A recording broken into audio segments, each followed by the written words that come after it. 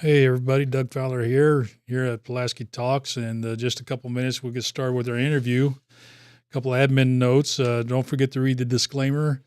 Neither one of us are here today or dialing in or have anything to do with the government or anybody else. These are our thoughts and our thoughts alone. Sponsor of the week shout out. Let's give a shout out today to A to Z Extermination. You'll see them looking down there down there. That's where my ads are flowing. Make sure you give a little shout out to our local vendors and our businesses here. Shop local and all that. Our newest sponsors, A to Z Extermination. Thank you so much for joining the team. Appreciate you and appreciate you shopping local and vice versa. We use them for every year. They've been been our exterminator for years. So thank you so much. Also want to shout out to, give me a second here. You see this post here. Alice's Apothecary.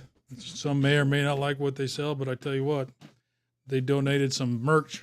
Look at that stuff. Dennis, this is what your shirt looks like. He gets one for being the, whatever it is for the month. Most engaged viewer. So if you'd like to be the most engaged viewer and run the risk of getting a t-shirt, make sure you stay engaged. A to Z, there's their graphic, and of course it's right in front of my face, but there you go. Move it a little bit, A to Z.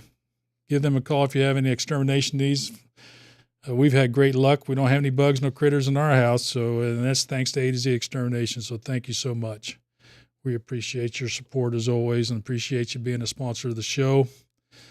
Big thanks to Outlaw Lane for joining us last week. We had a great show, got a lot of great views. And for those who are ready to buy their race car, make sure they go up to Jesse's shop up by the Buckhorn exit and just look at the thread and see where his shop is and support local, shop local. Programming note, J.B. King, everybody knows who J.B. King is, our former sheriff, retired state trooper, and author. He'll be joining us here in the studio next week, March 9th, and that is Saturday at 4 p.m. So March 9th, 4 p.m., J.B. King. We may even have a visitor from Texas join us, but we won't say. It'd be an anonymous or a mysterious visitor. Who knows? Stacy Ball, candidate for Pulaski County Sheriff, will be joining us 23 March at 4 p.m. Keep your calendars clear for that one. Future shows are being developed. And what I'm really wanting to throw out there today before we get started with the interview is looking for a sports announcer. I have some ideas of how to support the sports for our kids here in Pulaski County and maybe have a segment on our shows where it talks about the sports and everything going on in Pulaski County and give our kids some time. So, and with that, without further ado, let's welcome Sean Wilson. Sean, your mic is on. Welcome, sir. Thank you so much and appreciate you coming into the show today. Good afternoon. I'm going to say good morning. It feels like morning. Yeah, but I'm happy to be here. Oh, it's so great. It's a beautiful day, and anytime you get to share a little bit about, the future of our city, I'm always excited. That's awesome. Yeah. Even though we're in St. Robert, we're glad to have you up here. Yeah. Hey, this is a family. It's a big family. 53,000. 53,000. County. Yeah. So I feel at home. I agree with you. So what you've been up to? Give us a little background before we get further. Right now, you're running for mayor. You're not the interim. You're the council elect. I am. So with that system, actually, there are some cities that actually choose to elect the mayor using the council. Right. That are Class 3 cities, but unfortunately, we went through a difficult time in our city. Right. And this is all in line that there is no acting mayor and there's no interim mayor. I was appointed as the mayor of the city, and that's the way it is. That's right. You either are or you're not. Yeah, you either doing it or you're not. That's right. When I was the mayor pro tem, I was adamant about communicating that. Sure. I was doing the duties of the mayor, but I was really adamant about telling people I'm not the mayor. Yeah. I am the mayor pro tem. Right. I am the vice mayor, if you was that, or the vice president. In the sense of the city is concerned. So gotcha. I'm trying to share, I honor and respect those different offices and understand that. Absolutely. What's that book that you have to follow? The rules of Robert's Rules of There you go. I got well, those are usually about how you conduct the decorum, Right, right. how you conduct the meetings, but we have ordinances, and this it's just to me it's just being professional. Sure. Something I learned 22 years in the military.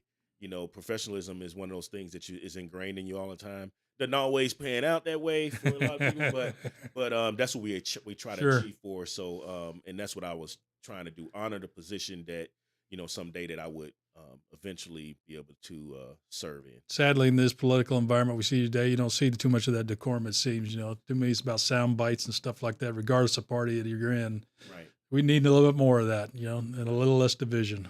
Yeah. What our youth see is what we teach them. Oh, that's good. Yeah. So we got to keep that in mind that everybody's watching, and this is what they're going to repeat. Absolutely. They see their surroundings and emulate it. If that's all they know, that's all they know. Exactly.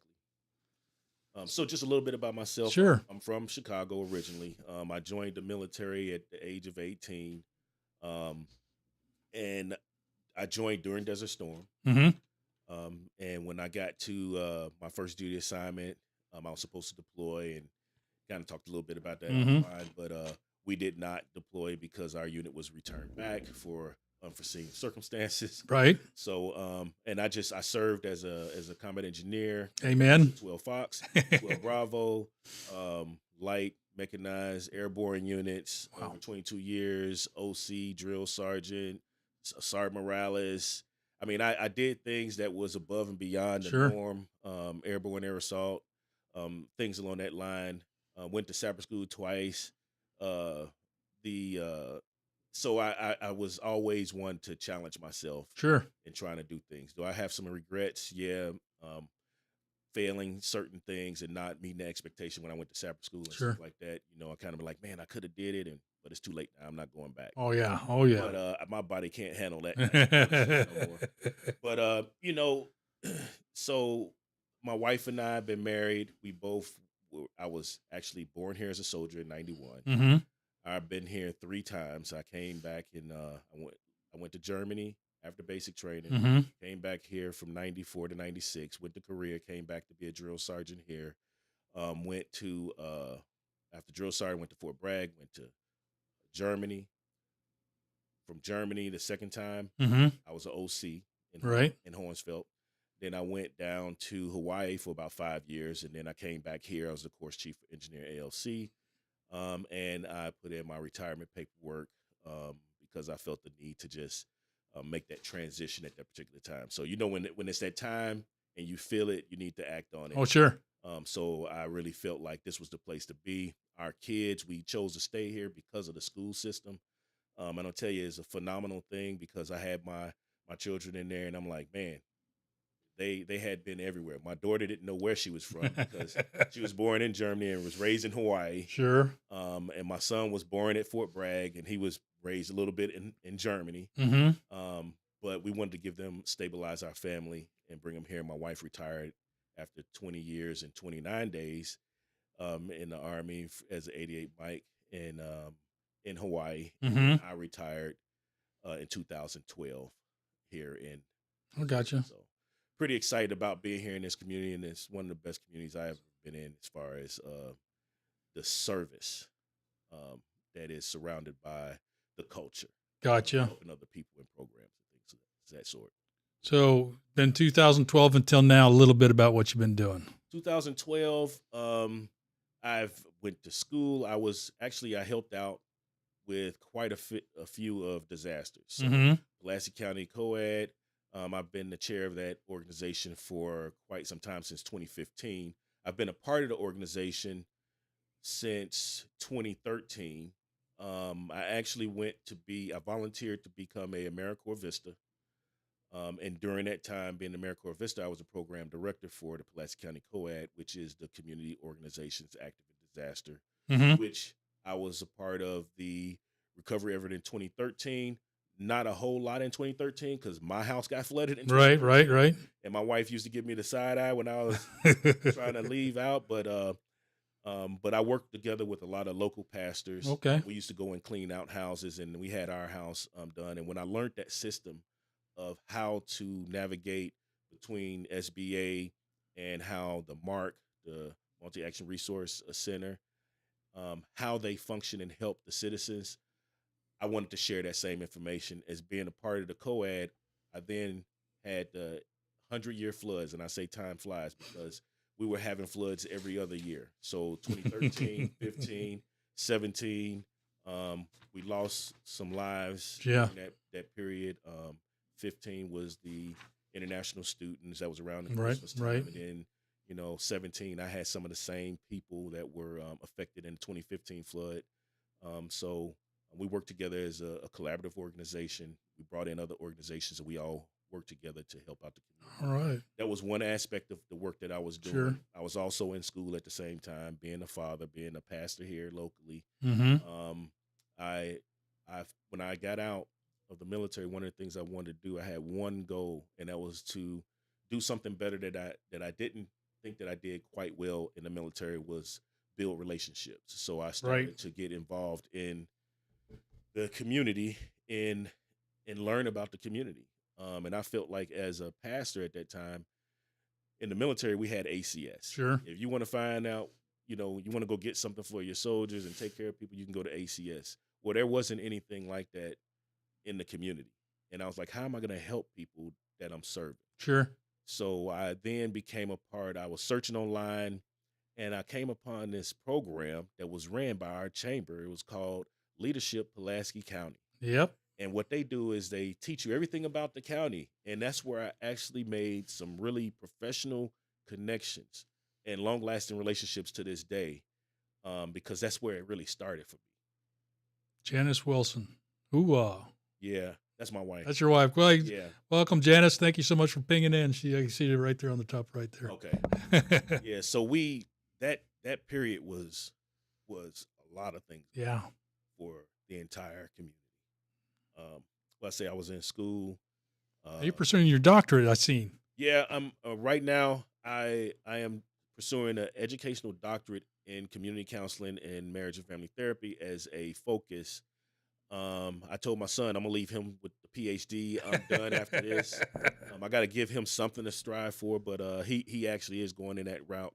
But yeah, I'm doing that because I am also a provisioning licensed professional counselor at the moment. I still Okay. have like maybe a half a year to 9 months where the P will fall off. 'Cause I gotcha. have the supervision that time. But yeah, that's why I'm pursuing that. I love the art of communication, Mm-hmm. collaboration. That's why I love marriage and family therapy, because it's one of those things you got to really work at, effective communication. Absolutely. So I was in school doing all those things, and also working here in the community. Was part of man, there's just so many different things. The working in the school district as a volunteer. Mm-hmm. I was helping out with right up here at Freedom, Right.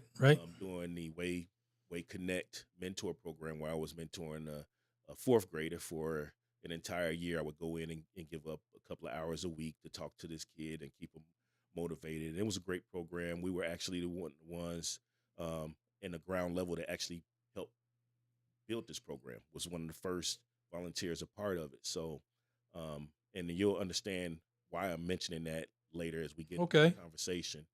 Because I think that's one of the most that's a very important thing when it comes about developing the community.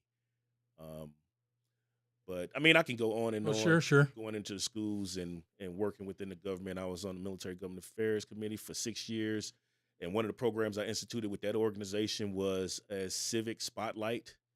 And I think we talked a little bit about that. But Civic Spotlight is where I brought in every elected official, and I would interview them about what their duties and roles are in that position, so that we can get the word out on our elected officials, possibly even motivate others to participate. Right. And let them know that it can be done, that this is the job, and your skills may translate. So we wanted to do that. So whenever I had the Military Government Affairs Committee, that first 15 minutes, we would have a interview, and I learned a lot about our coroner and our commissioners and our prosecutors, and we went straight to the courthouse first, and then we started to interview different mayors because other cities, they're fourth class cities. Sure. Actually, Waynesville is the only third class city in our county, and things like that. So I mean, I just really look at how do we educate the public, how do we get them involved, and that's always been my goal whatever level I was working. Now, I don't know if I need to ask you or Janice. Do you get any time at home? She'll tell you yes. Okay, maybe too much. No, I get time at home, and she's actually just as active as I Oh, am. that's awesome. Yeah, she used to be the president of the Rotary Club here, Okay, Pulaski County, and she has done the thrift store. They gave out about $180,000 to local communities. She's been the president, secretary. She's been with that organization for a while. She worked with the Spouses Club. I mean, I can go on and on. And of course, anything that I do, my first volunteer is always my wife. They're like, hey, when I did AARP, I received a call from, at the time it was Mary Luge, and she was like, hey, can you please call this lady? She's looking for some help on driver safety. I was like, okay. So I talked to the lady. I was like, okay, I do some research and see. So I said, okay, we'll go online. I said, I can. It was at the senior center. I said, yeah, we can pull up the screen here, and you guys can do the class here online. And she was like, I want people. I don't want a computer. And so I said, okay, let me find out. Excuse me. Oh, go ahead. I said, let me find out what this process is. So lo and behold, if you've seen in my bio AARP, so I said, okay, I'll go ahead and be an instructor. When I became an instructor, I had the state rep call me and said, hey, can you be our district coordinator? Got 22 counties. And I'm like, and then she was an older lady, and it was like almost like a mother figure. And I was like, sure. I can't tell her. No, I said, I'll help you. And that's how I got into it. And then I was charged to get instructors. And of course I was like, Janice, I need you to go to school. So she became an instructor as well. So, I mean, it's become a family affair for us. Oh, that's awesome. In the area of service. And my kids, they were part of disaster recovery. They sure. was helping out. So they've learned that. And as a matter of fact, both of my children have earned the Presidential Volunteer Service Awards. They have been in AmeriCorps. Wow. Several years. And I think that, like I said, whatever I do, my kids were doing, and they understand what it means to give back to the community. Well, that's good. Yeah. That sounds awesome. That's something to be proud of right there. Yeah. Now going to Waynesville, and sometimes I'll skip a beat. I'll get that little tick in my head, and I'll say, I remember I was going to ask you something, but I can't remember. But it'll come back to me. How many people in Waynesville? When we look at this about registered voters, right, is 6170. Okay. Last election. When you look online, you may see a couple of different numbers. Sure. You may see 5218. If you look at the sign on the road, you'll see 48. Okay. Let me tell you, MoDOT that's not a priority for yeah, MoDOT to change that sign. Who'd we lose? We lost 1,000 people. So I want everybody to know that that's MoDOT. Okay. And I'm not blaming them. I understand priorities of work. Sure. And putting those numbers up, that's just us. What about the census? I didn't. The census is really about, that's the census. 50, okay. Like 58. Okay, gotcha. 12 or something like that. The hub, and of course it's the what they call it for the seat of the county. Yeah, the county seat. Okay, because they've seen a lot of changes in Waynesville over the years since I've been here. A lot of improvement in Waynesville. Yeah, I'm going to tell you that I believe back when Luge took over, right, she really started a downtown vitalization program, right, and that was her effort. And she started to put in sidewalks. And I don't think everybody understands how important a sidewalk is, because sidewalk equals quality of life. Absolutely. And when we're talking about today, any questions you might have as we go forth, I'm going to be talking about how they link to quality of life. Okay. Because that's where we have to get to the root problem. Most people will go with the fruit, what they see. Sure. But what's the root problem? We have to attack the root. And sometimes attacking the root takes a little bit longer than just cutting the fruit. Well, it's got to dig. Yeah, you got to dig. It takes time. It takes effort. It takes teamwork. It takes coordination. It takes communication. It takes collaboration. I mean, it's not like something that one person can do. It's a lot of things that has to be set for us to actually move forward with things. Well, you just on our street here. I'm in St. Robert, so if the mayor's watching, George, is not personal on you, but I love St. Robert, love you guys. But they yanked our sidewalks out because I'm assuming it's because of the telephone poles on this one side of the street. Oh, this is the first time my grandkids went looking to ride their bike. I said, where are we going to ride our bike? And it's that important. And I also want to mention I'm kind of a gamer. I'm not very good at it, but I play this one game called Cities. It's like Sim Cities. Mm-hmm. And one of the caveats to every road you build, do you want sidewalks? If you put sidewalks, little stars come up, quality of life goes up. Wow. Ain't That's that awesome. something? Yeah, that's awesome. And it really is. It's sidewalks, and you can zoom in to the person level on this game, and they're riding their bikes, walking to the shop. So yeah, I can see how important that is. But I was just going back what we was talking about. Waynesville's revitalization, just the whole square looks amazing. The cleanup going on the Route 66 towards across the bridge and stuff is just it's a turnaround. Now, I can share a little bit about that. One of the programs that we instituted, especially in the last, actually since last March, Mm-hmm. one of the things that I wanted to do was see how can we help. We receive ARPA funds, Sure.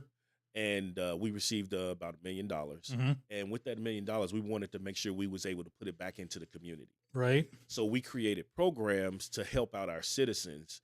One of the programs was our small business enhancement program, and then we had a small business renovation and demolition program. So the small business renovation and demolition program was to help businesses to do some facial Mm-hmm. upgrades, to make their property look better. Actually, one of our citizens was able to take this grant. Mm-hmm. It was a matching funds grant, but it was a reimbursement type. So you had to do really? the work first, and then we would reimburse you. Okay. And one of our businesses, they had this building that was kind of falling apart, and it was a place for grace. Mm-hmm. And it was a building right next to it, and I knew that they wanted to get rid of the building, but they didn't have all of the funds. But if you can get a little bit of help, I think that goes a long way. If we want our businesses and we want them to do these things, I think the city has to be a part of that initiation. Oh, absolutely. We have to create opportunities for them to meet this expectation or this standard. So they were able to get rid of that building, and now that lot is clear and there's more parking for that organization. One other business was able to fix things from the 2013 flood. Really? Yes, and did renovation. I was like, man, this looks so good in here. It's opened up. I mean, and when you can go back and you Sure. can see the tangible results, and this is, like I said, we created these programs and took these funds that the federal government Mm-hmm. gave to the cities, and we said, how can we help the citizens? Yeah. Another program we created was the Build It Better program, Mm-hmm. where we took the lower income citizens, Mm-hmm. and we had developed a $2,000 grant for them, and it was an efficiency grant to lower their utilities for their homes. Okay. So they would apply for this grant, and they could get windows to help with insulation to lower their utilities. Wow. Or like we had one that she had her patio door. She found out when they took the patio door out, it was absolutely no insulation around it. So that whole time, that's what was happening. Her house was always cold, or it was always hot in the summer. Right. So that means that her Electric bill is just huge. Right. So we created that program for the citizens to be able to partake in. Now, most of the ones that we rejected, Mm-hmm. they didn't live in the city of Waynesville. Oh. It was people that was like They're looking. They're hoping. The good thing though is the word was getting out. Right.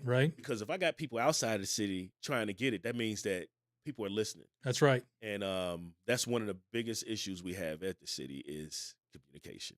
I think that's a great example of stakeholder engagement to and from federal, state, local, team playing, knowing what the requirements are and what kind of capability gaps you got, and be able to fill those gaps with the resources that are needed for those gaps. Yeah, and those gaps are where all the issues are. Sure, absolutely. When you speak of the gap, I remember being a part of COAD, and Go ahead. When we was doing recovery. What's COAD? COAD is Community Organizations Active in Disaster. Okay. Pulaski County COAD. But when we were out as those gaps that we're filling. Mm-hmm. During disaster, when the community itself has to come together. Sure. So each city was a part of that. There were cities that paid for porta-johns. You'd be like, what you need porta-johns for? Well, when we take volunteers to areas, they can't go in people's houses. That's right. Use their bathrooms. So we had cities paying for porta-johns. We had organization paying for dumpsters. I mean, those are the gaps, in between gaps that must be taken care of. There was one home that was down in the Devil's Elbow area. There was a house that blew off their foundation onto his land. And then he was told that since it's on his land, he had to remove that. Wow. those are the gaps and initiatives that we try to help Sure. those citizens. It's And especially when they hit the roadblocks with insurance companies and what have you, or may not have homeowners insurance, and right. just unable to do it. And that's what our whole that organization is all Sure. about, helping people that don't have insurance.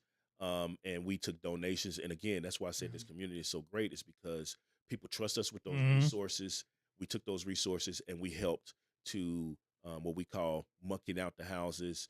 We would cut the drywall. We would um, make sure that there was no mold.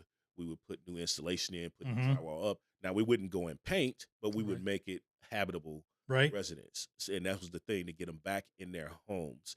But we would coordinate all the volunteers and things like that. But that's those gaps that we try to fill, and that in city government, you have to recognize those gaps. And I thank I thank the Lord for the path that I came, because I understand the gaps, because I experienced it Sure. myself, and I want to make sure other people can kind of understand it as well. You know. Absolutely, and I think it helps to have that what they call it, our calibrated eye Right. from the military time, to be able to see the gaps and be able to know, to think outside the box about how to breach those gaps and try to, not to paraphrase the engineers. Of course, we both be engineers and all, Right. but that's a challenge. That's a challenge, especially being able to recognize what a gap is and what you can do and what you can't do. You can't help everybody, otherwise you'd be the county slush fund or whatever. But Right. And that's where the communication sure, come in. So with that's why it's a community effort when it comes to any issue within the community. It's not just about one person. It is really about all of the organizations. I've worked with Good Sam. We vet people, we send it to them. We had an agreement. We would work together on that. They would keep a tally of people so that we could make sure we manage the resources. We had these steps and these checks and balances to make sure that everybody received what they needed, but at the same time, we didn't waste the resources because somebody came in. Because you always have people that try to take advantage of the system. Sure. But you want to put those there. You want to be able to help people out. But yeah. Yeah, one of the big considerations I would always have, I got a money hat on from one of my past jobs, is that always the checks and balances, a third party unaffiliated with, checking to make sure all the work's done up to cue, or to make sure the dollars are going where they have to. It builds that element of trust. Right. So, and that's what we do with, even in the city, we have audits every year, and they go through that same process. Some of the things that, like the idea that I wanted to institute, it was because I learned from other communities, is to have a fraud analysis. right. And I started talking about that. I said, we want to do a fraud analysis to make sure that we don't have any gaps in the wire. In that terminology. Yeah, absolutely. You want to make sure that you don't have areas where people can take advantage of the resources you have, and you not know it until 3-4 years down the line, and then now is in the millions of losses. How many newspaper headlines have we seen of small communities being ripped off by the people that were entrusted, but they didn't have that second, third party double checking, and thousands, millions of dollars taken out of the coffers. As a matter of fact, there was somebody down in Texas, an Army employee, $100 million. Wow. And was able to, because they had authority, a contracting specialist, I think, or whatever. It's in the news, but $100 million, Yeah. And that's just a sad reality that we have people that don't have that integrity, or they're just greedy or whatever. I mean, I could tell you stories. Oh, and that's the importance of having those checks and balances. Right. And so that's awesome, boys. Janice says partnerships. Your status from partnerships. I bet one of the hardest things that you face when trying to build these partnerships is trying to gain a commitment. Because that, to me, that would be the hardest thing. If I was to go out and be at somebody's engagement, hey, you got this talent X. We think you'd be awesome at this engagement point as far as filling the gap here. But to get that commitment, I'll think about it. That's got to be a hard thing for you to get. Yeah, now that you bring that, this is I had been working on a book. Sure. It's called Leadership Influence. Okay. And I was talking about different ways that you can gain influence in a person's life. And it goes on with what you were talking about, that partnership and getting that commitment. And I didn't plan this. I'm just writing about how it ended up happening. Okay. You notice when I said when I retired, one Mhm. of the things I wanted to do was build relationships. Sure. I was led not to start things, but help was already there. Yeah. So I came into this community. One of the things that I did was we have an organization called MOCA, Mhm. and MOCA does what we call a assessment. Right? They do a community assessment. Are they out of Richland? Yes. Okay, that's a building there. Yeah. Okay. So they have a assessment of a needs assessment Mhm. that talks about the needs. Now, these needs assessments are based off of all of the calls that they receive. Okay. So now we have a list of the need. Right. The need is the gaps. Sure. So you don't want to produce something that there's no need. Sure. You want to address the needs. Don't fix So what something that ain't broke. Right, exactly. So what I did was I did some research, and Mhm. I went and I pulled up their needs assessment. They Mhm. have it on the website there. Sure. I'm not sure if it's updated now, but I've seen a lot of people's like, we need to have a soup kitchen. We need to do this and that. And I'm like, do you know that a soup kitchen is not even in the top 5 Really? needs in this county? Like, it was transportation, and it was, and I'm gonna tell you the 2 that I remember: transportation and proper representation in court. Really? Yes. So when you start looking at that, you're like, man, do we need to really have another soup kitchen? No, we have a food pantry. Right. We have churches here that are from even over in St. Robert, First Assembly. Right. They're giving out stuff like twice a week. You got Still Usable Ministries Church. You have down here actually Mike Wells with his church, Spearhead. They do a Mhm. phenomenal job giving out things. And then you had we do a big event every year called the Mhm. Back to School Extravaganza. We give out food there. I mean, Mhm. food is being given out consistently, and a lot of it comes down from, I think it's, what is it? It's in Springfield, Hope. Hope Deliverance or Yeah. okay. Yeah, they bring things Okay. within this community to deliver to certain organizations that actually give it to the end user. But those are here. Sure. But when you talk about transportation, you talk about that's a real need, and that's one of the things that we're looking at ways to help in that area. It's like we don't have a bus line. Right. We don't have a bus line, but when you talk about, I don't want to get too far off of that. Sure, 'cause sure. No, it's fine. I'll take you down these, but you got to have that bus line. You got to have that. Got to address those issues, because those issues lead to other problems. Convoy of Hope. That's what- Convoy of Hope. Yeah. There you go. Thank you, Luz. Yeah. So when we talk about those types of things, when it comes to your the needs, that is one of the reasons why people don't keep jobs. Sure. Is because I have ran into them, I've picked them up, or I've talked to them. Like, do you go to work? It costs more to get to work back and forth than it is what they're making. Sure. So then they like, why am I doing this? Yeah. You know, and then they have daycare, all these other things that we have to look at when we talk about developing the community and quality of life. So one of my thoughts on that, and I've heard discussed between all the thises and that's, is that not only do you look at the gaps that are being identified, is the root cause of it. Right. What are your thoughts on that? Because you have somebody, I keep giving you bag of candy or a bag of food, bag of food. Right.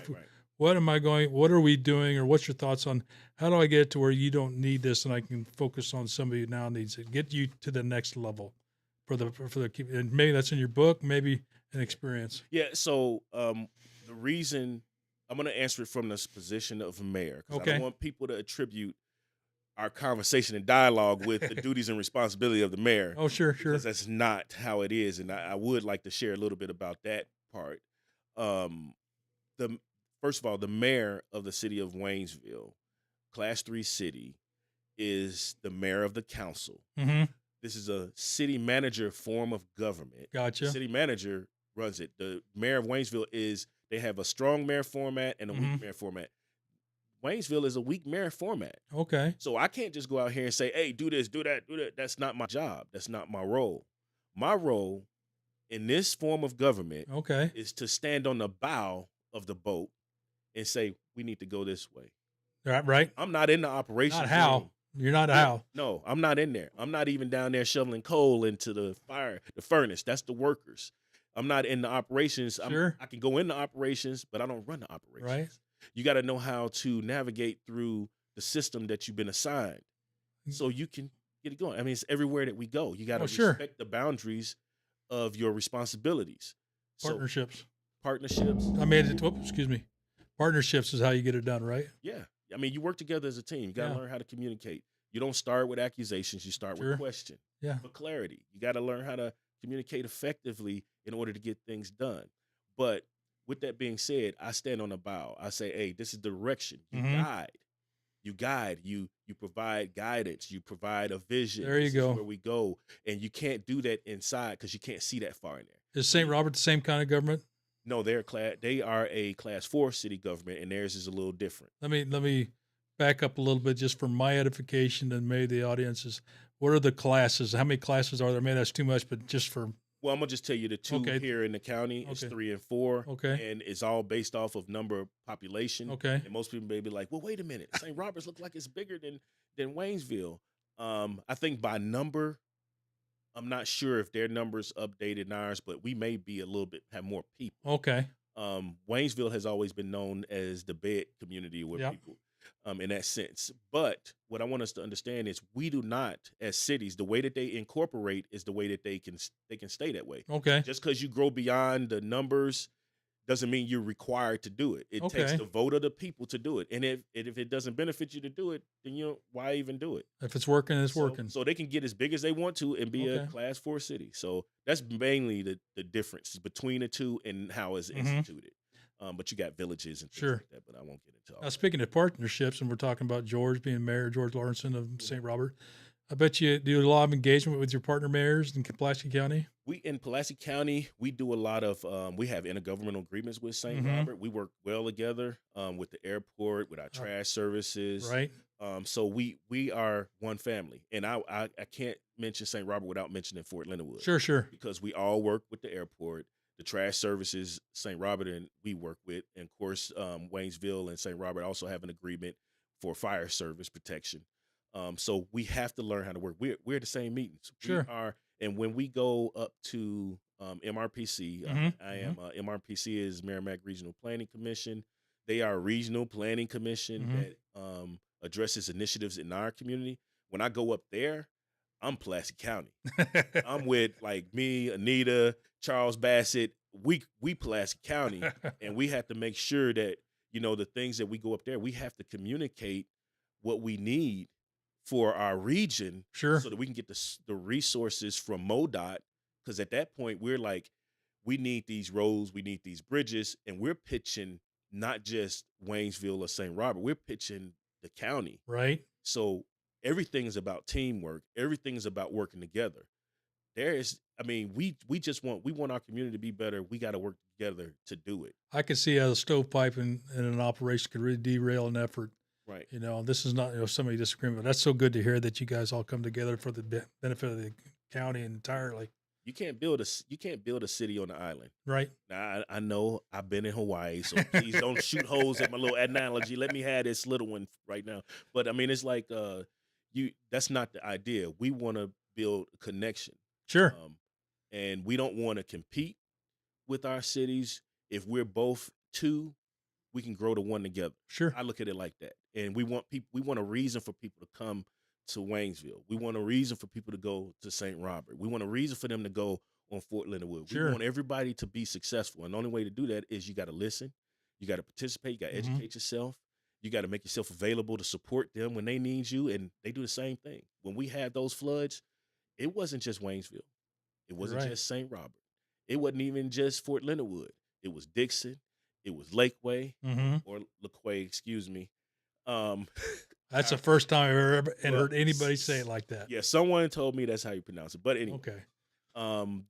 But it was everybody. Yeah. We had volunteers from all over the place because people here care. Could you imagine if it was mostly affected in Waynesville? No, everybody just turned their head. Not my problem. Yeah. Wouldn't happen, but it would be devastating. And that's one of the reasons why. I mean, I didn't even mention the emergency manager. That person, the COAD is connected with them to work to help them. It's all about helping one another. We were chartered third class, according to Ms. Hardman. Thank you so much. Yep. Strategic partnerships, bigger and tactical partnerships as well, I'm sure, especially down in the headquarters of Waynesville, Missouri. Yes. You're thinking it's tactical and strategic. Yeah, it's strategic level thinking when you planning going forward. I have a lot of plans. I can keep talking, but I'm gonna let you go ahead and ask me a question so we can get back. Oh, it's derailed. Well, that's the fun thing about being derailed. You never know where you're going to end up. Yeah. Now, you've been busy. You've been pro tem, or you've been the mayor, appointed mayor for since when? Appointed mayor since last March, Right. and actually worked in the city government. I got elected 3 times Right. as a councilman. Okay. I worked on the park board for 3 years. I was a president for 1 year, Mm-hmm. 2 years as a member, and during that time, we actually were the team that put in a little Heroes Playground. Oh, I'll be daggone. Yeah, so that was a big thing. That's a big turnaround point. I never thought. I didn't think about in Waynesville too. The park system. Phenomenal. Yeah, really. I mean, it really is. It is the place to be. I'm gonna tell you from April Yeah. to probably November. Yeah. That park is every weekend something is happening. Excuse me. Oh, you're good. Now, it's good.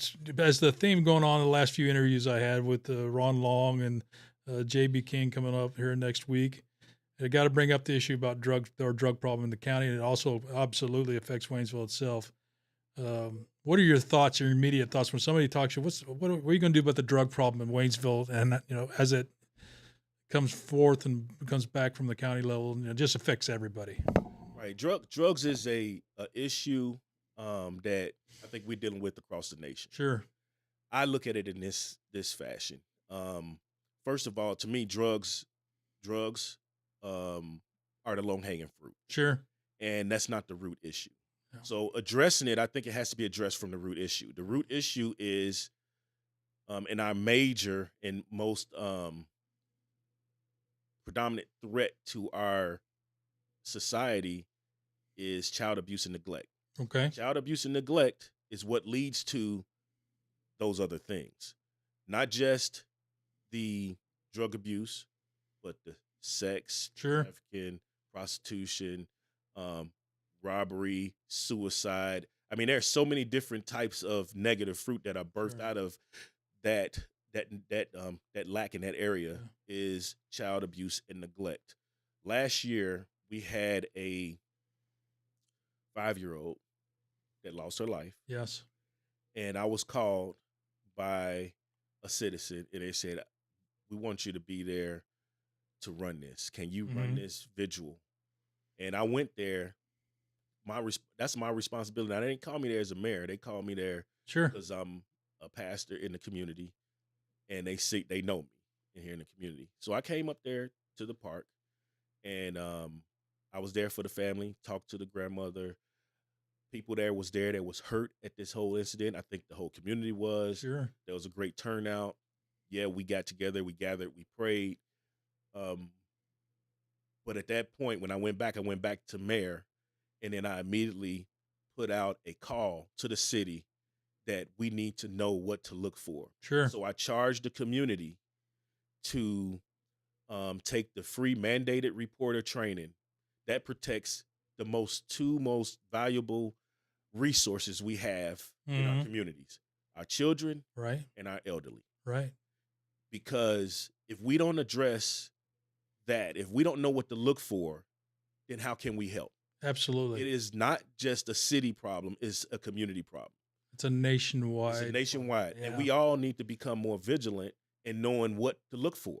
So that's one of the things that was instituted after that. I actually talked to Kids Harbor. You're familiar with that organization? Sure, right down the road. They came over and they taught our city workers that are outside in the parks what to look for as well. And they showed them, when we talked about people being abducted, people being trafficked, that those types of things kind of made them a little bit aware about that. They said that we was the first city to ever do that. Really? And I'm going to tell you why we did it. Is because our city workers see people every day. Sure. They're out there, they're walking around, they see things that are happening, and they can say something about it. Absolutely. I'm not telling them to intervene, but I'm telling them they can report it. They can report it from a position of knowing what is actually happening in the community. So when we talk about what is the solution to drugs or any of those other fruit, it's community involvement. It starts with education. We have to learn what we're looking for. We have to know what our responsibility and role is. Yeah. We shouldn't turn our heads. Right now, Our economic developer, Doug Potts, he went away to St. Louis to do some training. He came back. We always talk back and forth. And he was like, you know what they were talking about there? People are now looking for communities that are more family oriented, meaning that they want to move away from the big cities. Sure. They want to move to communities where everybody's engaged and involved. And that was one of the things that it really motivated me the more, because I said that's what we're trying to do. Mm-hmm. Um, as a city, if we want to grow, the first thing we got to do, we got to grow up Right. before we can ever grow out. And growing up to me is not a derogatory statement. It means that we need to mature and learn things with a different perspective. If we want our community to grow, if we want it to thrive, we talk about economic development. Everything starts with what we already have. Right. It doesn't start with bringing things in, because you can bring things in and not handle it, and they leave and then not survive. Sure. So you got to build to capacity and then expand. And also, in regards to that, you got to know what your baseline is. Right. What do you have? To get a firm, hard measurement to say, where are we as communities? And then in order to, before we can build on that, at least know what the foundation is. Where are we at? And an honest assessment. Right. Whenever someone says, hey, we want to bring this business here, business there, the first thing in my mind is not oh yeah, I like that restaurant too, or I like this. It's like, man, do we have a workforce Yeah. that's going to keep that business here and sustain it? How have we seen Right. that are not able to? Right. And we want them to come, Sure. but we also want them to be successful.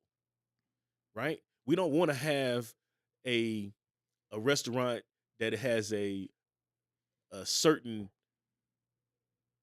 when you look at the building, you know what it is. Sure. I'm gonna just use, like, was it Remax? I think they had. Right. I used to go over there all the time because it was Captain D's. Yes, there you go. I used to go over there and get that feast. Oh, But anyway, sure. Me too. And it long time shows. ago. But when you see a business and you see a building, you be like, I know what was there. Yeah. But why was it there? Yeah. And why is it not still there? Yeah. You know, we want the businesses to come here and we want them to thrive and stay here. Yeah. We looked at different ways, and like I kind of mentioned earlier, we had the SBDP program, Small Business Enhancement, and Demolition program, where we trying to equip small businesses, but at the same time, taking care of those businesses that we have is how you attract other businesses. Absolutely.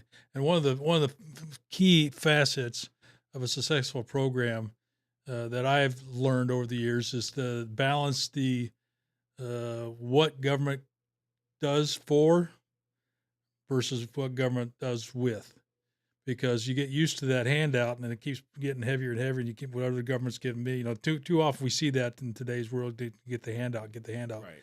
But working collaboratively within the community and engaging, getting the commitment from the populace makes it feel there's a sense of ownership. This is my community. And I think that's what's really changed over the last 20 years between St. Robert, Missouri. It's just becoming that community because of the efforts of you, Mary Hardman, George, all those people. It's starting to become more of a community. Even one of the challenges being a military-based community too is the turnover. Mm-hmm. So it's people like you and me that have set roots up here to establish those roots of a community. And I wanted to bring it up and segue into transparency of the government. I follow you on your page, the mayor's page, and then the city page, and you seem to have a very, very strong tendency to be as transparent as possible. I think that's very important because of trust, Mm-hmm. and that's the same thing where I was talking about earlier, and I didn't even finish the statement. Sure. It was about the influence, Sure. to not start things, but to work with people. Yeah. The closer you work with people, the more they trust you. You know, I see this all the time, where people will believe who they know. Right. Yes. And they won't believe who they don't know. You're right. You know, without even checking. And what I want to do is show people who we are. Yeah. One of the things that I have instituted and challenged, not only myself but the team, is to improve the number of ways that we can connect with the people. The public. Yes. So we had 4 ways initially, but we're up to 13 now. Yeah. So the first 4 ways, and Luch kind of shared this in her speech the other night, that the city never had a newsletter. So she instituted a newsletter. Right. She was on the radio every week. And I believe the newsletter and radio, and they have Facebook. Yeah. But I have added 10 more. And these are things that we're doing to try to reach the community. We're going to have a marquee in the city that we'll Okay. be able to update and give people real-time update information and reminders of important things. We're going to have a podcast. We already purchased the equipment so that we can live stream our committee meetings. That's awesome. And we can create that. I go on the radio with a weekly, Mhm. but also taking those and compiling it into a podcast so people can go back and listen to them Yeah. in any platform. We're setting up, whenever you go to a city council meeting, before normally people go into closed session, Right. what are the citizens doing? Just sitting there Just waiting sitting for them to come for- back. Well, no, now in our city, we are putting up informational videos Right. over issues, current issues that's going on in different departments to educate the community, to give them updates. That's going to be streamed during our live play. Oh, that's awesome. And that's something that's also going to be played out in our atrium where people go and pay their utility bill. Yeah. So as they're standing in line, There you feed go. them information. So we take advantage of every opportunity we can to do that. The newspaper is another one. I think Luch was doing that as well. But I also have carried on that same type of approach, is to get in a newspaper, tell our story. Well, was one of the first things once I was appointed. I said, we are responsible for telling our story. We can't depend on others to do it. They're going to they're going to listen to other people talk Right. about what they don't know. Right. So we're going to sell our story. So we got to look at ways to get this information out here. So Facebook is that's out there. That's social media. But we're looking at now Instagram. Yeah. And we're looking at LinkedIn. We started a LinkedIn page. Every area is different. I talk to my older population. They don't want to talk about Facebook. Sure. Of course they not. want a phone call. That's right. They want to listen to the newspaper or read the newspaper. Sure. They want to listen to the radio. Yeah. They don't deal with everything else. So you got to look at every generation and how can I reach every generation and get that information out to them? Because that's the main struggle we have as a city, is getting the truth to the people. I don't think St. Robert broadcasts their alderman meeting. I think I brought that up to George, and it says he goes on radio once a month. But I always thought I always enjoyed watching yours. Crocker had theirs broadcast. Even it doesn't take much. Yeah, I'm not sure, but I'm not sure about St. Robert, but I know that the school does a phenomenal job. Sure. But when they're not in session, we want to make sure we have something to be consistent and keep everybody updated. But I also two-way communications during disaster. Sure. With the Hyper Reach program, which is the entire county is going to go to that program, but it's a great program because it not only pushes information out, but it collects information from citizens. So cell phones? Yes, it'll be an app. Oh, there you go. Yeah, so whenever we have disaster, you'll be notified. You have to register, subscribe to it, on how you want to be notified, but you will be notified. And then if you have something, they can also receive information from you, which is the most important thing, because during this times of disaster or issues like that, you want to be able to know who's where needs help, so we can start to. You got to put people out on the road. Sure. To go find out. Don't go down this way. Our police are out there. And you got that screen on the map where your hot Right. spots are. Now, a question on that system, just from, of course, I'm St. Robert. I'm not Waynesville, so I complete This is county. That's just awesome, because my thought process is that the notification system we got now, 99% of the time, if we got a water break, is they're either, if it's on their Facebook page and I may not be a member, or on Daryl Todd Marina's page, who I may not follow. We need more of a push. It's like the Fort Leonard Wood alert system. It says water main break, St. Robert residents, blah blah blah. It comes on my text phone. That's power. Yeah, and with that, the beautiful thing about this program is you can isolate those reports, so you don't desensitize the citizens with 50 things that doesn't pertain to them. Yeah, they get tired of it, then delete. Okay, I'm done. Right. So this program allows us to centralize those notifications. Okay. Only to the areas that are affected. So people are not talking about, is it a boil order?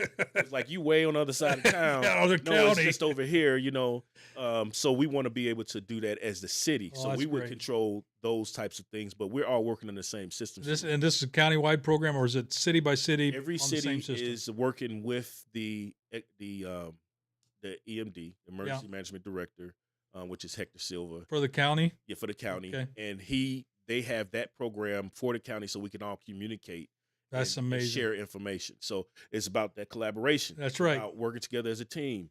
Um, and he was a part of the co-ad before Sure. as well. So it's really, you can't do it by yourself. No, and what's the point? Why would you? Yeah, you can't. I mean, it's no reason, no way to try. I can't say that everything that goes on in the city is a team effort. Sure. You know, I may have the ideas, but I have ideas. And say, for instance, when I came to Doug about um, how can we use this money to help the businesses clean up their programs, he's like, "Oh, we can do this. Yeah. Let's do it." So, I mean, the vision was cast. Yeah. Sure. The person with the skills and know-how did it. We all reap the benefits from it. Yeah. The businesses become successful. Yeah. I mean, they get what they want. Sometimes that good idea fairy pops in, and it's a good one. Yeah, and then you use those. I kind of call it a visionary because it sounds more Dramatic. powerful. Here, let me adjust the volume here because it's a visionary. Yeah, so it's just stuff like that where that's very important to have. You got to have people that have that vision, but you need the people to carry it out. Absolutely. You can't do it all alone. So. I can't imagine seeing the mayor out there fixing potholes and stuff like that. If you see one, you could. Well, or is that the right application of your talents? Right. Not necessarily, but sometimes, you know, if you got the time to do it, there you go. You go out, and this is how I learned. Sure. One of our previous employees, Jack Eldridge, he was in our water sewer district. He passed away last year, and I'm gonna tell you, I rode with him, and I learned how to do water treatment, the water samples, because I wanted to be able to tell the citizens, oh, this is the process. Sure. Because if you don't have information, people start to speculate, and speculations, for the most part, are not positive. Sure. I have this saying at work when I talk to the city manager about, we're not about to take a ride on a speculation station. I don't want to be on that train. That train leads to nowhere. Like it's nowhere. It's a dark tunnel, and it just never stops. Yeah. So the only way to stop the train is to bring light. Yes. And that light is the truth. That light is the information. The other way that we was going to pass out information to the community is we're instituting a civic academy where we're going to teach citizens in over a 5-week period of how city government works, mainly Waynesville, how we pay our electric, how we deal with these intergovernmental agreements, how do we deal with economic development, expansion, and things along that line. Because a lot of times we get, I fight for the culture of our community, which is clear communication. Whenever someone is saying something negative or wrong about the community, I will chime in because I want people to know that's not how it works. This is the way that it works. Because we're trying to build a community here. You got to have truth there. You can't just allow the lies to lay. Because if the lie lay, the weed will grow. Absolutely. You got to cut it. You got to kill it. You got to share the truth to defend what's right. And part of that education benefit, I think, speaking firsthand knowledge, is that if you teach them how the government of the city works, of Waynesville in particular, this level of city, you know, council members don't want to be council members forever. Right. And somebody, they have a basic working knowledge, and say, "Oh, this is what I'd be doing if I ran for office, and I want to be a part of the solution rather than a problem, or just a Facebook jockey saying our county sucks. I want to be part of the solution." At least they know what to expect if they were to run for office and support the city or even county doing that. And you know, even like now, I instituted this other program last probably in May. Prior to May, it was like March, April timeframe. Prior to that, I was always teaching the international students about our local government. So once I took the seat as the mayor, I actually instituted a orientation that goes back to military. Sure. I instituted an orientation where I bring in, once someone is appointed to a board or they are a councilman that gets elected, I have a course that I give them. They meet on the first Tuesday after their appointment or election, and I teach them about the city government. I give our councilmen a map of the city with their wards highlighted. I teach them about what their roles and responsibilities, and then I also talk a little bit about their specified and implied tasks. The specified tasks are the ones that's listed in our ordinances, but there are some implied things that you have to do to make sure that happens, and kind of explain to them my role, so they know the boundaries. Exactly. And I think that helps people come in with the mindset of this is how I can help. Right and left sectors of fire. Right. They know what they won't waste bullets That's right. in the wrong direction. Exactly, and you always want to know what's going on to your left and right, and whose responsibility is what. So stay in your own water, stay in your own lane. Right. Got some good comments. Thank you, George or Steve. Got a good comment from Sombra Kimes. Hope I got their name right. Thank you for joining us. Appreciate your focus on educating the community in an effort to see it grow. That's awesome. Got some good comments today. Thank you, everybody, for joining us. Now, going back, that train derailed. I had it in my head. Did you hate that? Yeah. Little speed bump, just lost it. Okay. Infrastructure to support city growth and development. We talked a little bit about that, at least on Square. And in the parks, we don't have a swimming pool, do we? No. Is that coming up? It used to have a swimming pool. I thought we used to have a swimming pool. Yeah, it used to be a swimming pool down in the park, and it was near where the splash pad is. That's right. Okay. But I think the splash pad is more advantageous for us because of that is a flood plain, and it's just a lot better for our community. St. Robert has a pool, and I'm going to tell you, anyone to tell you, maintenance on the pool, especially community pool, that is I won't say a money pit. I'm going to just say it's financially challenging to manage a structure of that magnitude for the entire community. Steve mentions liability, and I remember I've watched some feedback on Crocker's Facebook pages talking about the pool they have and the challenges they have. Excuse me. Right. Yeah, I agree. And plus, St. Robert's Pool is awesome. We go there, we rent it out 2-3 times a year for the grandkids and stuff. So when you talk about infrastructure and expansion, since we were talking about the park and you brought up the pool, I'll just tell you that now we're looking at improving and lengthening our walking trails. Oh, great. This is the third or fourth time of this expansion. So we want to improve that walking trails. We're also just had a meeting and we'll have a frisbee golf course. Oh, really? That will be installed. We're looking at expanding near the water treatment facility. We're going to make more fields on that side because we had a lot of we're the only ones that really have fields for soccer and everything like that. St. Robert doesn't have a lot of places to do that. So we had to expand so that we could facilitate the sports program, WSR. That's another program that we partner with. So we provide the fields for that. But we also want to be able to support the other independent sports teams. And we are expanding on on the opposite side of so you got Bennett Street, and we have the land next to our water treatment facility. On that side is where we're going to expand it to make more fields there. Oh, that's great. So with respect to that, we're looking at expanding our sidewalks. This year, our project is from the Ruby Doo Bridge, down to Morgan Street. Okay, and where's that at? Morgan Street, that's right in front of West Side. Okay, Baptist Church. That's a good. Yes, that's a lot of concrete. A good penny. Oh, sure. So we did the survey last fall. This year you should see us breaking ground and increasing that sidewalk piece. I went up. So MRPC, I mentioned that earlier, how we go up. I did have to pitch for Waynesville. We wanted to improve sidewalks because one of our most dangerous intersections in the city is I-Cord and 66. Okay. Right there where you got Infuse. That's where we get the most accidents, things like that. So we want to make our intersections pedestrian friendly and pedestrian safe. We don't have any crosswalks there. Right. That's true. So that's going to be a part of this plan with this sidewalk this year. We did put in 2 subsequent plans that led up I-Cord going up to GW Lane. That brought us down. We even talked about a sidewalk down there, Old H, somewhere there. Those did not get approved. I would love to see sidewalks in a few years. If we would both sides. One side right. One side right now. Right now, just one side. Okay. And then we can come back and do the other side. But I would love to go down to the traffic circle. Yeah. Because we have a population of apartments there. A lot of people have foot traffic. They walk from there. We want to make sure they get safely down the road. I see kids all the time, and I'm like, oh, my God. I know. I just even going down the hill. Right.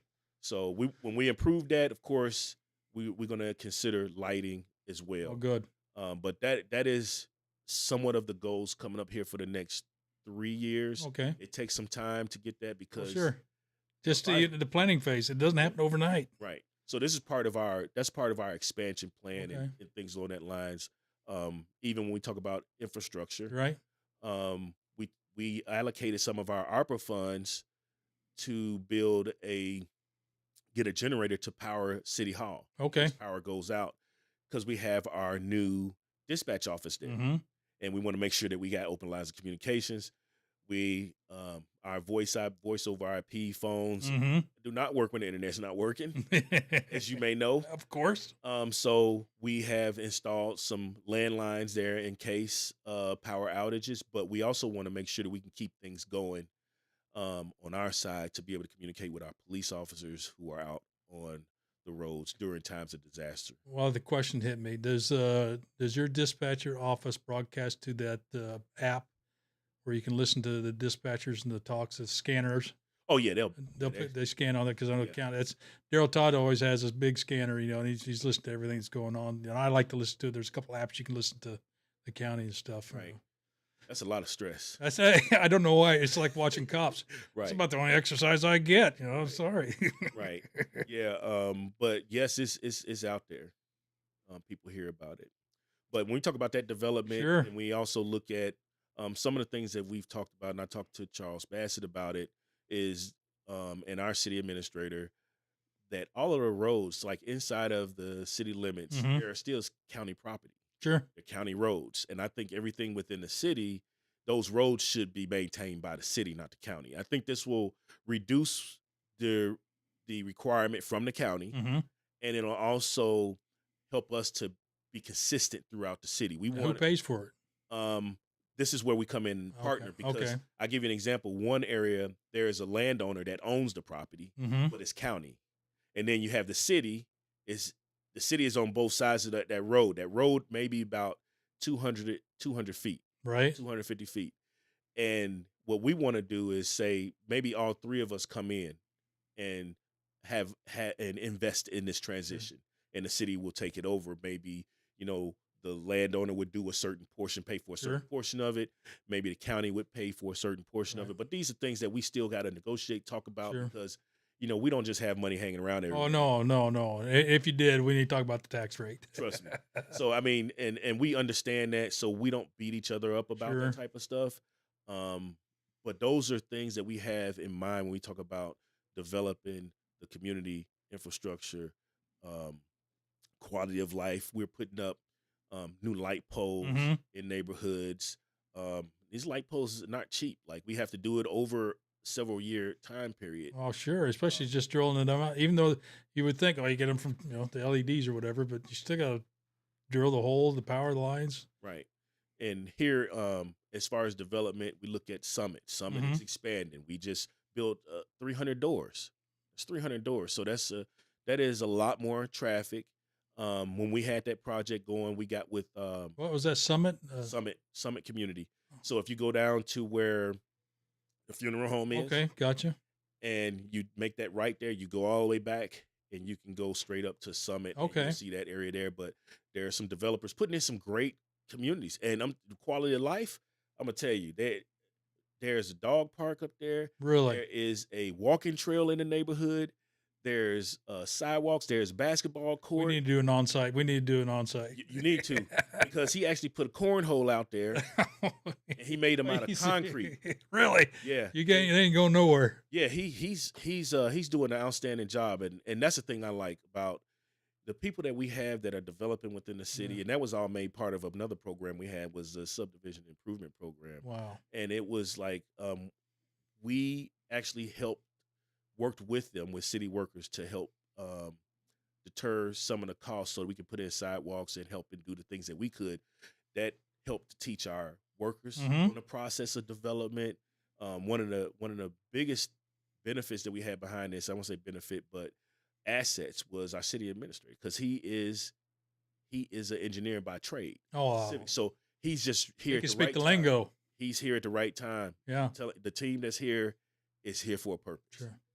Every administration has their purpose. Yeah. And I'm gonna tell you right now, we have the team that's right here for this purpose. That's great. The development and moving forward. Now, speaking of that, thinking of Waynesville City Hall, how many people are on your? I'm just saying your staff. If you said how many city employees do we have in Waynesville? Oh shoot, man. I mean, what's your squad? What's your formation look like? I don't have a formation. You're I'm out a front. formation of one. You're out front. You may not know it, but you're there. That's there. But I deal with most of the executive staff. Sure. I talk to all people. Sure. But as far as I want to say about 75, somewhere around there. It gives you at least an idea, because what you're talking about is that's a lot of things happening. It's a lot of things happening. I mean, there's a lot of squirrels in making these things go on and on and on, making them work. And we get people get hurt. Sure. People sick. We have training going on. We have sometimes people call, why don't we have people clean this up and clean it up? And then we're trying to, like our parks guys. Mm-hmm. Just to give you an example, our parks guys, they take care of all of the parks. Mm-hmm. Most people don't know that they think we only have one park. We got like 5 parks.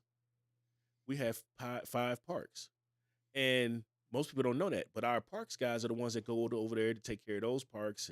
And yeah, we have people that adopt a park. Sure, they're not there to do the cutting of grass and things like that. They may do the little police call.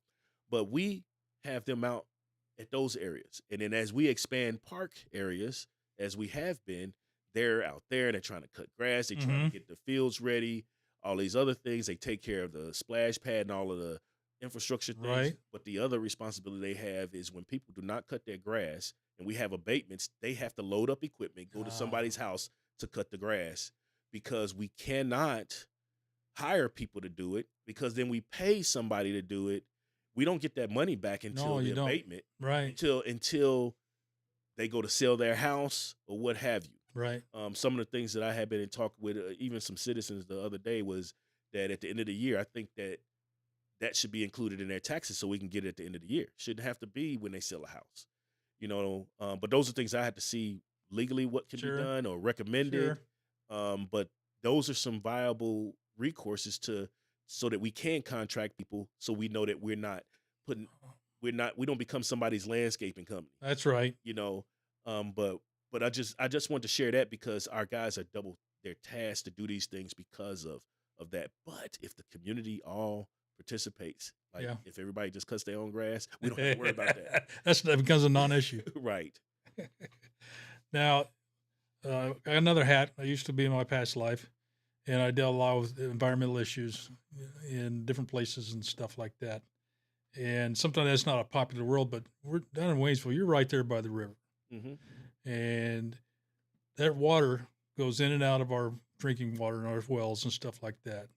What kind of efforts are the city, or do the city have in place to make sure, one, we keep our water clean, we educate the workforce, educate the population about taking care of our own backyard? Well, I want to say that we improved our I&I over the years, and we've been I&I. Yeah. We talk about the infrastructure. The water itself, infiltration. Yeah. Okay. Of our water system. We have been working on that for quite some time, because I think sometimes you would see water bubbling up out of the manhole covers, but we've been working towards refining that. We've been working on our water system for a while. Right. There was the first step we did a couple of years ago was we started to put everything in GIS. Mm-hmm. And in doing that, we had to locate all of the manhole covers. We had all the shutoff valves and things like that. And believe it or not, there were times where there was manhole covers that had been asphalted over. Or I can see that. And we don't know who did what, but it's really hard, to go out and try to find all of these things when it's not listed. So we went from an analog monitoring system to a more digital system. These are steps that we're taking forward to improve that. When it comes to the water, we actually push water out. Our water from our water treatment facility doesn't go back into, it's not our drinking water. Okay. Our water comes from the aquifer, right? In our lift stations. We got lift stations all over. Sure. They're from the wells. So that's what pushes, that's our drinking water. But what comes out of the water treatment facility, we treat that and we push it out in the Ruby Doo. Okay. Well, I guess let me reword that. What are we doing to make sure our aquifers are staying clean? I mean, policies, procedures inside the city to make sure, Joe Snuffy at a gas station isn't just dumping his waste, on the ground. Right, right. Yeah. That's what I So was trying getting at. yeah, so when we talk about DNR, we do have environmental Oh, in our at the state level, of course, right, DNR always monitor that. And I think they do monitor gas stations, especially like in ours where we have a gas station that's really close right. to the water stream. But it's above ground storage tanks. I believe they don't have USTs. So, Yeah. Well, or are they? Is there? They hidden? They're buried? yeah. So when you're talking about the one that is above ground near Dragonfluter, Probably so. but the ones downtown is in ground. Oh, really? Okay, Yeah. I thought they got rid of all. So actually, when Dollar General went in, Mm-hmm. the environmentalists came down and they actually tested. Oh, good. They have to test there before they build there. So they was doing a lot of testing on at least on that side, on the east side. We don't have a pollution problem though. No, I don't- from what we received in those reports, Yeah. no. But those are things that are very important to Oh, us, sure. of course. Well, you go, and I hate to say it again, it goes back to my computer game. If I got pollution, I got an unhappy population, Right. and I get the frowny faces. You know, my kid's sick, and I've never heard of our county having pollution problems in the water systems and stuff like that. I always thought, well, what kind of systems do we have in place to keep our water safe? Yeah. So we have systems that tell us if our water pressure drops below a certain point, Right. then we get alerted Mhm. through what we call it is see if I can remember the name of the program. But anyway, we get notified. It'll come back to me. Okay. We get notified by this system Mm-hmm. so that we know when there's a water pressure problem. So before it becomes a real problem, we're already notified. That's good. And our guys come in, they get notified on their phone. A lot of our systems are automated when it comes to notification of water, our lift station, and things like that. When we have a power outage, of course, the lift station is going to go off. Sometimes that's how we're notified that the power went out. Oh, gotcha. Because the lift station is saying, "Hey, something's wrong," and it's notifying our on call guys. What happens when the pressure goes down? That's one thing I never understood. Yeah, when it goes down, what happens? We might have to have water sample, but Mhm. all of it is different. Like I'm not the water Okay. guy, but I can tell you what I know about it. It depends. It's like the 20 psi. Right. If all below that, then we have to do a boil advisory. Right. We can't give like boil orders and things like that. That's something that comes from DNR. Okay. But we have to take our water I get water samples. And I guess send what it I off. was asking, what's so bad about losing the pressure? What happens that's bad? That's what happens that's bad. It can be that means that something else is in there. and So, intruding on right. it. It's either you're pushing out or bringing it. yeah, we want to make That- sure that The lines aren't secure. right. Okay. It's not. So we want to make sure that it's secure. Okay. That it's capped on both sides. Gotcha. But you want your system in the city to not have any dead ends, but Sure. you want it to be connected and be free flowing. And I think we do have some dead ends, but those are things that, like I said, we're working on those. Okay. Well- With that, you got to look at water towers. Oh, sure. And things like that. So that'll increase our water pressure. But at the same time, when they have water pressure issues, some people are like, hey, my water pressure is low. If we turn the water pressure up too high, we can blow people's system. Like it's like there's a medium and we try to we'll not try. That's our responsibility is to make sure that the pressure is where it's supposed to be for our citizens. And we address those if we get calls on them. Under this hat is a mountain of useless information about movies, and there's some shower scene where the water pressure is so high this guy's just getting blown all over the place. That's why I found that so funny. So now let's shift to we talked about infrastructure, we talked about environmental programs and protection. What kind of strategies, you talked a little bit about it, to bringing new businesses to Waynesville? You've been busy doing that, it appears. But between Dollar General and what else we got there? We got a new restaurant down there at the gas station, Oh, we have Sister Squared on the corner. right? We have another business that just came here as a small business in the square. I can't remember the name of it now, but it's a women clothing store. They're not actually open yet, Okay. but whenever they post information, that's when I post it. Yeah. That's one of the things I would tell you. With our initiative started with focusing on bringing business in here when we hired a economic developer. That's right. That was our first initiative. Because we don't know what we don't know, and we bring people in that know, that's when we grow. Yeah. So you have to bring in the right people to do the job. And Doug is a professional. Mhm. I love talking to him. And I'm gonna have him come talk to He you. needs to come talk to me. He will tell you when you talk about a lot of information. Wikipedia Doug.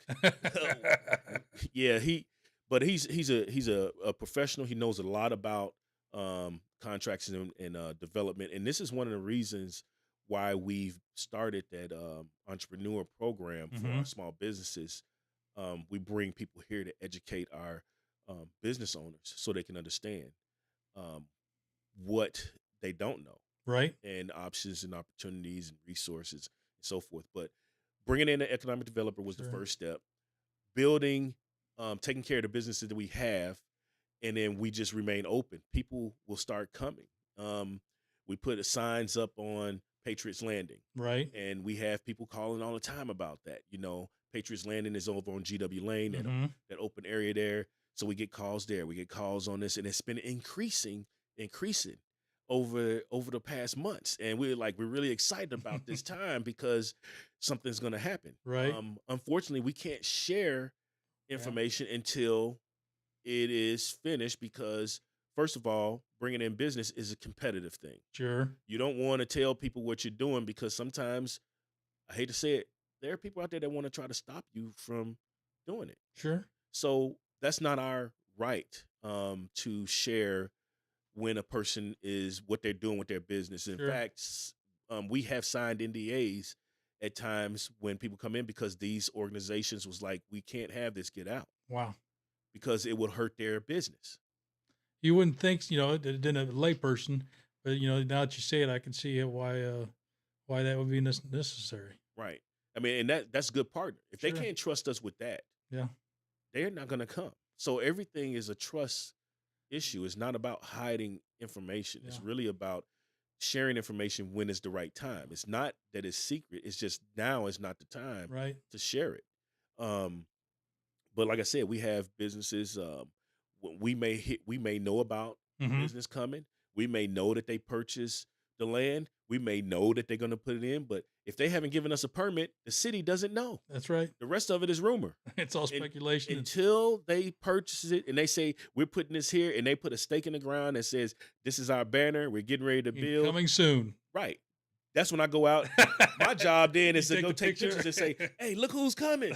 That's right. And welcome them to the community because that's my role in that is to be a cheerleader or a champion for their move and thanking them for coming to our community. Sure. Because when we talk about economic growth and development, I don't have the numbers here with me now, but coming up this Friday, we have an emerging leaders event, and people can register for the city, and it's actually sponsored or led by a USA. The city of Waynesville is sponsoring it, and I'm teaching them about small government.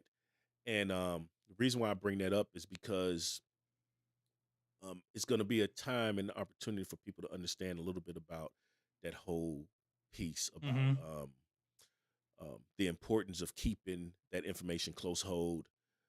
These businesses that come in, we honor them. We want to make sure that we respect their privacy. If you started a business and was planning to start a business, would you not say, would you not want to be the one that make your announcement? Oh, sure.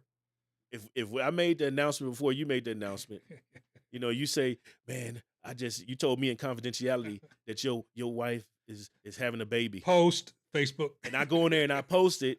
And then you say, man, why you tell people that? It's like, that's not, I'm not telling him anything. That's right. And I don't even want to be here. Right. So you want to make sure that you honor that in relationship. Like what Janice says, partnership is based on trust. Right. Definitely. I think I got maybe one more question. And if there was something you'd like the people to know about you that they don't already know, what would that be? What most people don't know about me is why I got involved in politics. Why? Yeah. Why? And I'm going to tell you this. The funny thing is, I always tell people this story is when I got out of the military, it was getting a little political. That's why I got out. And then they look at, but you. Yeah, but. Yeah. So let me tell you how that happened. Many years ago, I was on the park board, and I was doing a lot of stuff in the community, and the old middle school, which was downtown, now we know as the Justice Center for Pulaski County. I had an investor that was going to help with purchasing that building and mitigating the asbestos issues so that we can keep that open for a community center. Matter of fact, the name of that building was going to be Tiger Town Community Center. And I named it Tiger Town Community Center because I did not want to exclude St. Robert. Sure. I wanted to include what we all represent here as Waynesville Tigers. Mm-hmm. So I called it Tiger Town Community Center. And I took this proposal to the county commissioners meeting. Mm-hmm. And I wanted them to consider it as a viable proposal to purchase that building for a community center so that we can expand our park.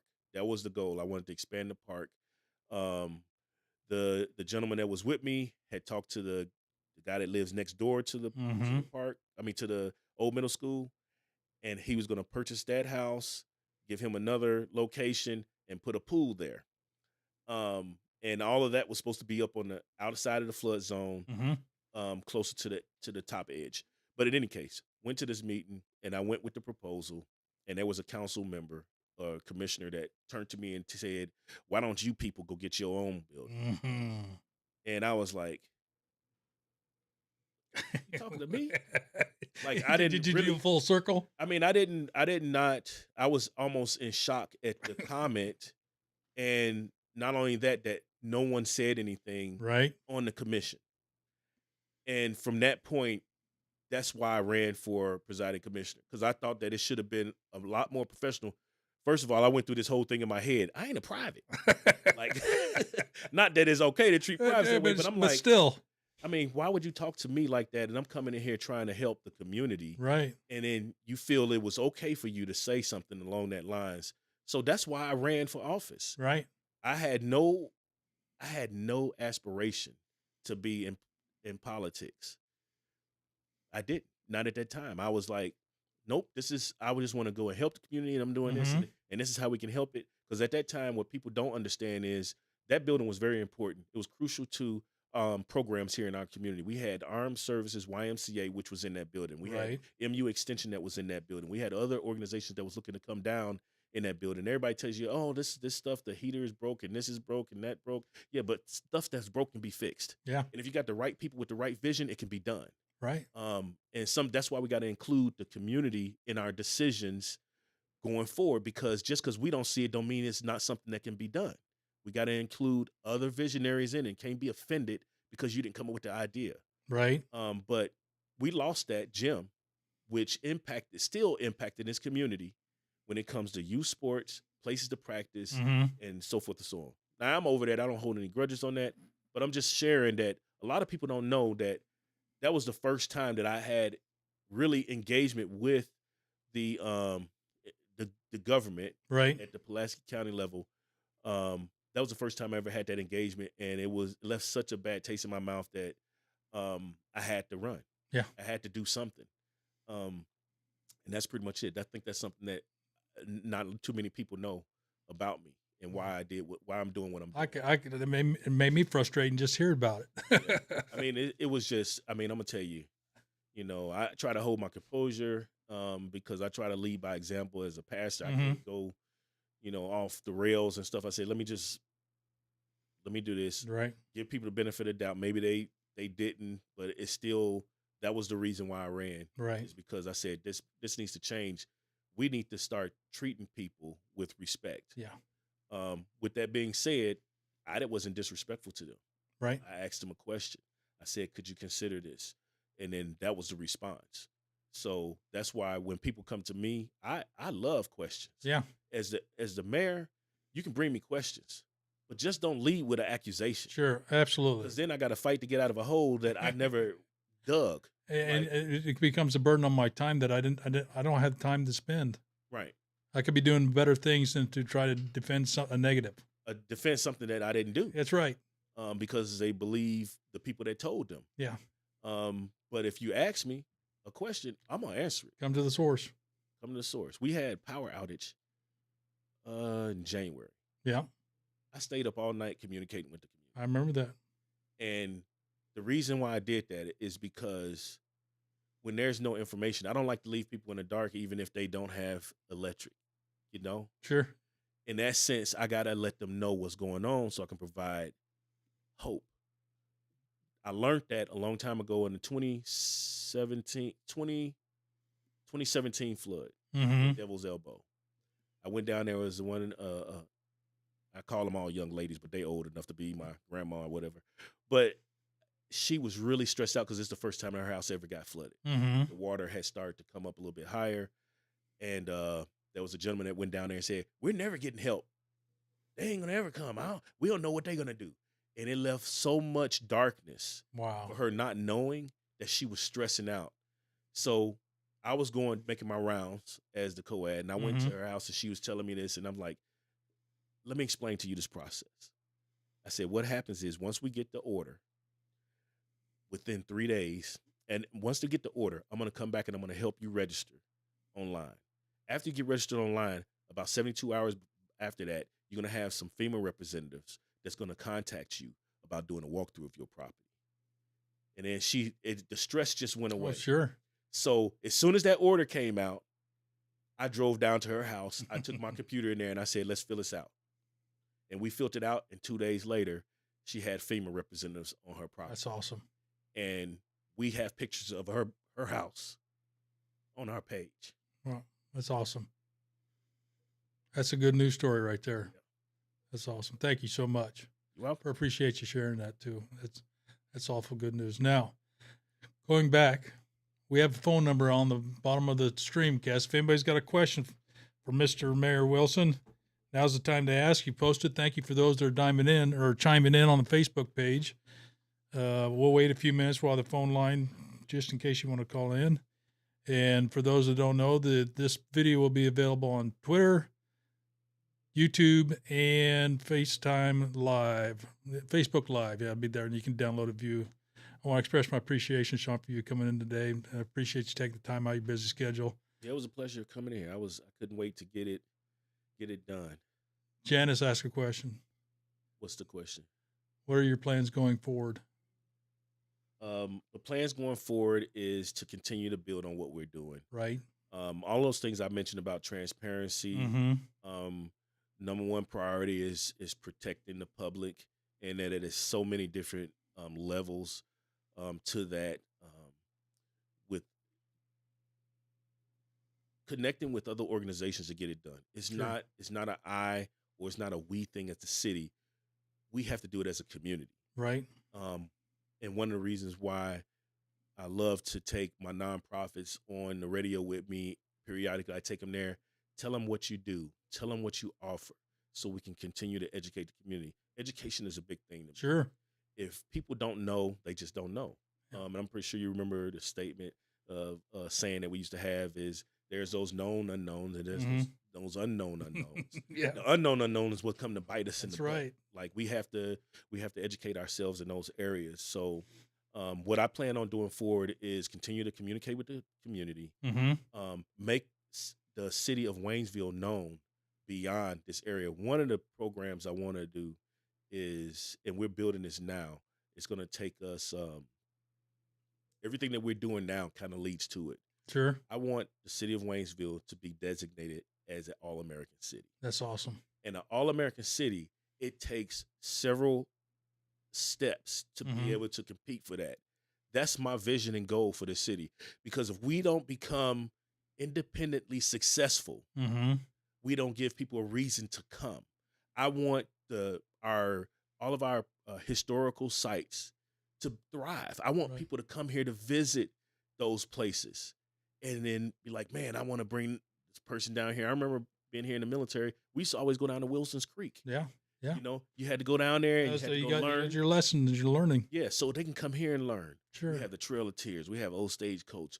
We have actually the Black NCO Club that was downtown. Right. And when I talked to the Preservation Committee from them about putting a plaque out there, but we can't do it right now because of the location is where the Nickel apartments are, and Sure. we just got to wait till that pans Oh, out. we got a call from Alaska. Rich, bringing you in. Is that you, Rich? Yeah. What's your question for Sean? If I ever move down that way, can I commit to a day of service to this gentleman?